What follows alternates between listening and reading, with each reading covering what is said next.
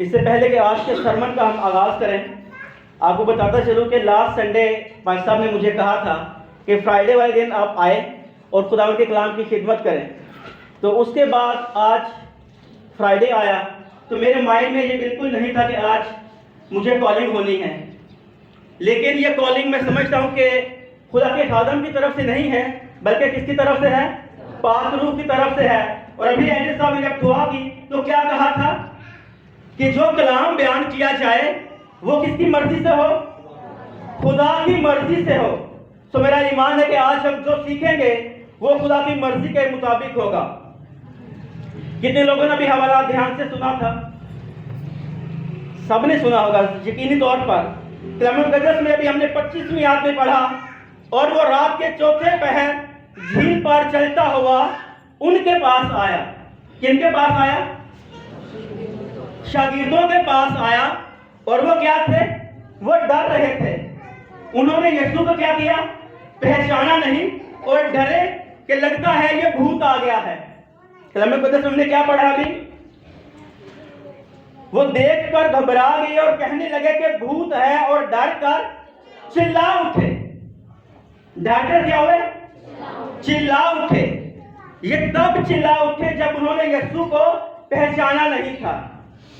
जब यीशु को पहचान लेते हैं तो फिर डर क्या हो जाता है? खत्म हो जाता है। फिर मुश्किलें क्या हो जाती हैं? खत्म हो जाती हैं। फिर तंगियां क्या हो जाती हैं? खत्म हो जाती हैं। फिर मुसीबतें क्या होती हैं? खत्म हो जाती हैं। फिर बीमारियां क्या हो जाती हैं? खत्म हो जाती हैं। ये कब होगा? जब हम यीशु को पहचानेंगे। क्या होगा? कब होगा? जब हम यीशु को पहचानेंगे। तो फिर यीशु क्या कहेगा? यीशु ने फौरन उनसे कहा, खातर क्षमा रखो, मैं हूं, डरो मत। अगले पोर्शन में आपके पास बाइबल मुकद्दस है, आप मेरे साथ दीजिएगा। यीशु ने क्या कहा उनसे? खातर क्षमा रखो, मैं हूं, डरो मत। ये लफ्ज खातर क्षमा रखो है, ये नए अहदनामा में 6 दफा इस्तेमाल हुआ है। और खातर क्षमा रखो का मतलब क्या है? यीशु से क्या कह रहा है? खातर क्षमा रखो, मतलब एतकाद रखो, भरोसा रखो, यकीन रखो। आगे क्या लिखा है? मैं हूं। यीशु क्या कहता है? खातर क्षमा रखो, मैं हूं। और आपको पता है मैं हूं का जो लफ्ज है, जो पुराने अहदनामे में किसके लिए इस्तेमाल हुआ? खुदा के लिए इस्तेमाल हुआ। किसके लिए? खुदा के लिए ये लफ्ज इस्तेमाल हुआ। और आगे लिखा है डरो मत। क्या लिखा है? जब उन्होंने पहचाना नहीं तो यीशु क्या कहता है? खातर क्षमा रखो, खातर क्षमा रखो, आगे डरो मत। और फिर इसके आगे क्या लिखा है? 28वीं आयत में लिखा है, पतरस ने उससे जवाब में कहा, ऐ खुदावन, अगर तू मुझे हुक्म दे कि पानी पर चलकर तेरे पास आऊं। ये आयत बहुत ही पावरफुल आयत है। जब यीशु ने ये कहा कि मैं हूं, तो पतरस इस बात को समझ गया कि यीशु असल में अलोहियत का दावा कर रहा है। जो पुराने अहदनामे में लिखा है कि मैं हूं, किसके लिए इस्तेमाल होता है? खुदा के लिए इस्तेमाल होता है।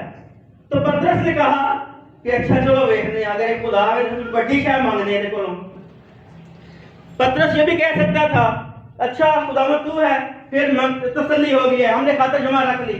लेकिन पतरस ने क्या कहा? पतरस ने बड़ा मांगा।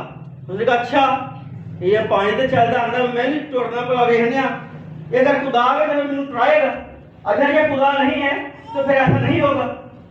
यीशु ने एक दफा क्या कहा था? आसान क्या है ये कहना कि जा तू बीमारी से शिफा पाई, या ये कहना कि तेरे गुनाह मुआफ हुए? आसान क्या था? आसान क्या था?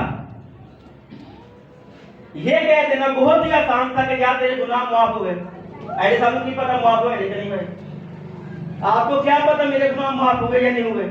लेकिन अगर मैं अपनी चारपाई उठाकर सबकी आंखों के सामने चलूंगा तो सबके लिए यह बात साबित हो जाएगी कि जो यीशु ने कहा वो पूरा हुआ, वो हो गया।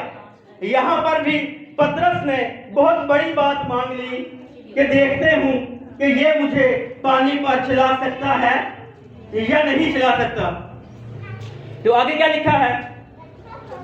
उसने कहा आ। इसका मतलब क्या हुआ? जब पतरस ने पहचान लिया तो डिमांड रखी, तो यीशु ने क्या किया? वो डिमांड पूरी कर दी। जब हम खुदा को पहचानेंगे, जब हम यीशु को पहचानेंगे, तो फिर क्या होगा? हमारी दुआएं रुकेंगी नहीं। फिर क्या होगा? हमारी दुआएं रुकेंगी नहीं। जो कुछ हम मांगेंगे वो क्या होगा? उसी घड़ी मिल जाएगा, पूरा हो जाएगा। और जिस तरह पतरस को कहा और उसने कहा आ, और फिर आगे लिखा है उसी वक्त उसी घड़ी।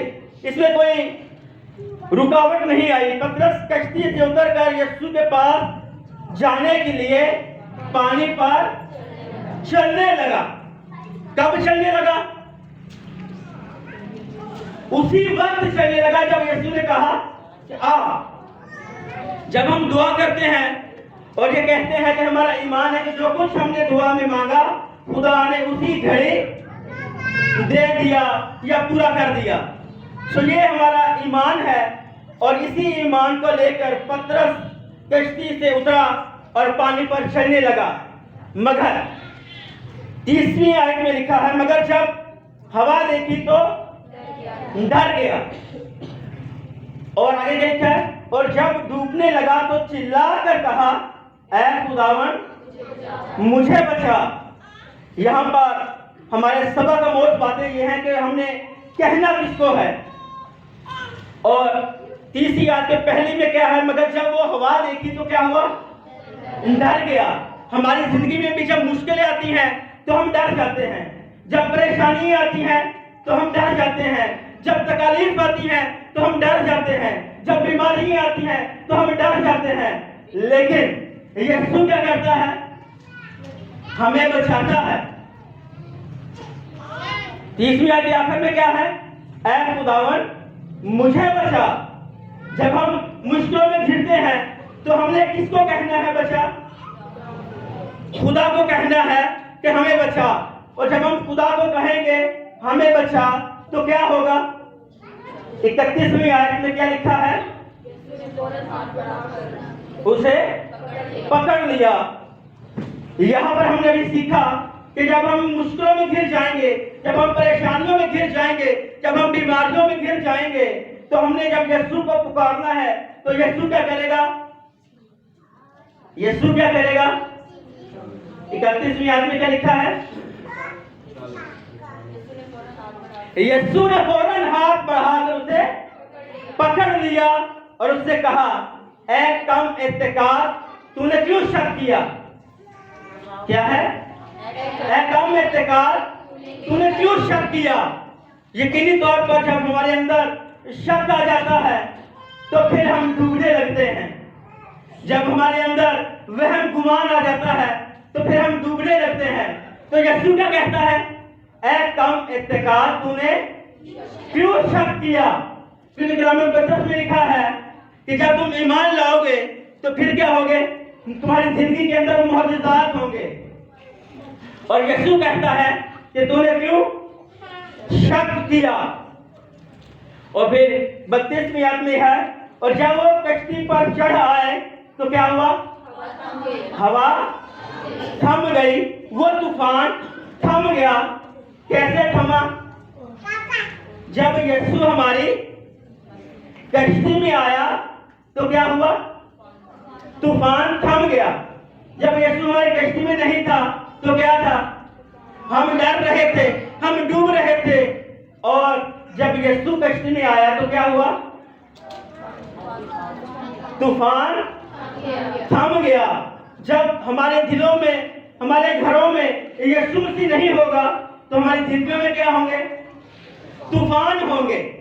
वो तूफान बीमारियों का भी हो सकता है, वो तूफान गुर्बत का भी हो सकता है, वो तूफान फाइनेंशियल क्राइसिस का भी हो सकता है, वो तूफान औलाद की तरफ से भी हो सकता है, वो नाफरमानी का तूफान भी हो सकता है। लेकिन जब यीशु हमारी कश्ती में आएगा तो क्या होगा? तूफान थम जाएगा हर तरह का तूफान थम जाएगा और फिर हम ये कह सकेंगे कि यकीनन तू खुदा का बेटा है। एक ज़बूर है 23 ज़बूर। 23 ज़बूर कितने लोगों को आता है?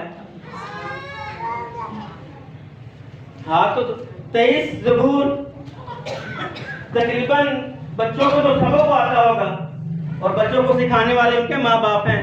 हाथों को रेज किया करें, खुदावंद की गवाही होती है। 23 ज़बूर की पहली आयत क्या है? खुदावंद मेरा मुझे कमी ना होगी। पहली आयत में हमने क्या कहा? खुदावंद मेरा छुपान है। और इसी आयत के अगले वर्जन में क्या, अगले हिस्से में क्या है? मुझे कमी ना होगी। लेकिन जब हम अपनी जिंदगियों पर गौर करें तो क्या होता है? कमियां ही कमियां होती हैं। हम कहते हैं ये चीज हमारे पास नहीं है, ये चीज नहीं है और ये चीज नहीं है। हमने कभी ये गौर ही नहीं किया कि हमारे पास क्या है। कलम मुक़द्दस में लिखा है, खुदावंद की किसी नेमत को फरामोश न कर। हमारे पास खुदावंद की कितनी नेमतें हैं, ये जिंदगी खत्म हो जाएगी लेकिन हम खुदा की नेमतों को गिन नहीं सकते। लेकिन ज़बूर नवीस में कहता है खुदावंद मेरा छुपान है और मुझे कमी ना होगी। लेकिन जब हम अपनी जिंदगियों पर गौर करते हैं तो कमियां ही कमियां हैं। फाइनेंशियल क्राइसिस ही क्राइसिस है, बीमारियां ही बीमारियां हैं, दुख ही दुख है, मुसीबतें ही मुसीबतें हैं, तकलीफ ही तकलीफ है, बीमारियां ही बीमारियां हैं। लेकिन हम क्या कहते हैं? मुझे कमी ना होगी, ऐसे कहते हैं।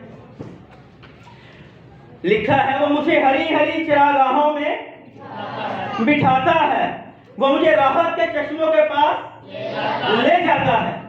कब ले जाता है? यकीनी तौर पर खुदावन हमें हरी हरी चरागाहों में जरूर बैठाता है, लेकिन उन चरागाहों तक पहुंचने के लिए हमें उन पगडंडियों पर चलना पड़ता है, उन मुश्किल हालात में से गुजरना पड़ता है, उन तकलीफ में से गुजरना पड़ता है। तब हम कहां पहुंचते हैं? हरी हरी चरागाहों में पहुंचते हैं। उससे पहले अगर खुदावन ने हमारी जिंदगी में मुश्किल भेजी है, कोई मुश्किल परेशानी भेज दी है, तो उसमें हमने क्या रहना है?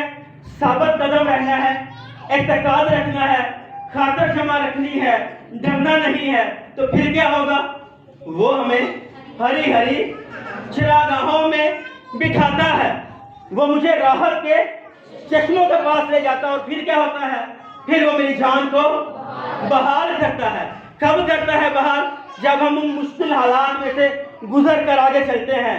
अगर लिखा है 4थी आयत में, बल्कि मौत के साया की वादी में से मेरा गुजर हो, मैं किसी बला से, क्योंकि कौन है आपके साथ?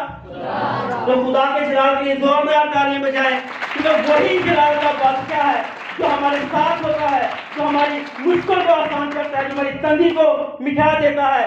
वो हमें उन पगडंडियों पर चलाता है, लेकिन उसके बाद वो हमें राहत के चश्मों के पास ले जाता है, क्योंकि तू मेरे साथ है। और फिर हमारा भरोसा किस पे होता है? ज़बूर नवीस कहता है, तेरे आसा और तेरी लाठी से मुझे तसल्ली है, मैं किसी बला से नहीं डरूंगा क्योंकि तू मेरे साथ है। आसा पुराने अहदनामा में बुजुर्ग मूसा इस्तेमाल करता था, और आसा का मतलब क्या होता है? Power, authority. खुदावन की अथॉरिटी क्या है? खुदावन का आसा था। जब वो आसा मारता था तो मौजूदा होता था। सो आसा पुराने अहदनामा में खुदा की अथॉरिटी को जाहिर करता है, और ज़बूर नवीस इसी बात को लेता है कि तेरे आसा और तेरी लाठी से मुझे तसल्ली है। यहाँ पर आसा तो इस्तेमाल हो गया, लेकिन यहाँ पर एक और लफ्ज़ क्या हुआ? लाठी। ये लाठी किसके लिए इस्तेमाल हुई है? क्योंकि हरी हरी चरागाहों में कौन जाते हैं? भेड़ें जाती हैं। पीछे चरवाहा उनको हाँकता है, किसके साथ? लाठी के साथ हाँकता है। कहाँ जाने के लिए? हरी हरी चरागाहों में जाने के लिए हाँकता है। लेकिन अगर हम हरी हरी चरागाह पे नहीं जाते, हम किसी पीर फकीर के पास चले जाते हैं, किसी और तरफ पे चले जाते हैं तो फिर हमें ये हरी हरी चिरागाहें नहीं मिलेंगी। हमने उस लाठी का ध्यान रखना है जिस तरह खुदा के खादम कलाम बयान करते वक्त उस लाठी का इस्तेमाल करते हुए कुछ बात कह दे तो हमें बहुत बुरी लगती है, ऐसा वास्ते नहीं है, ऐसा ही होता है। लेकिन हमने उस लाठी का क्या करना है, देखना है कि ये मेरे लिए अगर कही है तो क्यों कही है। क्या मैं उस राह पर चल रहा हूं जिस पर मुझे चलना है। कलाम मुकद्दस में लिखा है कि बच्चे की उस राह पर तरबियत कर जिस राह पर उसको जाना है। अगर तुम लाठी से उसे मारेगा तो वो मर नहीं जाएगा। ये जिस्मानी वालिदैन के लिए भी है और ये स्पिरिचुअल वालिदैन के लिए भी है, ये खुदा के खादमों के लिए भी है कि अगर तुम उसे ऐसी बात करते हो तो क्या होगा, उसे तकलीफ होगी, लेकिन वो क्या करेगा, उस राह से हटकर सीधी राह पर आएगा जहां पर हरी हरी चिरागाहें हैं, जहां पर राहत के चश्मे हैं। जब हम खुदा के खादम की बात को इग्नोर करते हैं, खुदा के खादम की बात को सही तरह से सुनते नहीं हैं, तो फिर क्या होता है, हम उन पगडंडियों से होते हुए उन गारों में चले जाते हैं जहां पर फाड़ने वाले शेर बबर है, जहां पर क्या है, फाड़ने वाले भेड़िए हैं। लेकिन अगर हम उस लाठी का सही तौर पर जायजा लेंगे तो फिर क्या होगा, हम उन हरी हरी चिरागाहों में जाएंगे, उन राहत के चश्मों के पास जाएंगे, फिर ही हम यीशु को पहचान सकेंगे, फिर ही हम शक नहीं कर सकेंगे, फिर ही हम उस बात पर ईमान लाएंगे जो यीशु ने कही थी, खाता क्षमा रखो, मैं हूं, डरो मत। खुदावंद मुझे और आपको आज के कलाम के वसीला से गहरा फजल अता करे और इस बात के लिए तैयार करे कि हम भी ये कहने वाले बन सकें कि ऐ खुदावंद, मैं शक नहीं करूंगा, मैं एतकाद रखूंगा कि यकीनी तौर पर तू ही वाहिद खुदा है जिस पर मेरा भरोसा है। तेरी लाठी और तेरे आसार से मुझे तसल्ली है। जब हम ये कहने वाले बनेंगे तो यकीनी तौर पर खुदा हमारी कश्ती में आएगा और हमें थामेगा, हमें संभालेगा और हमें बचाएगा। आमीन। शुक्रिया। अभी हम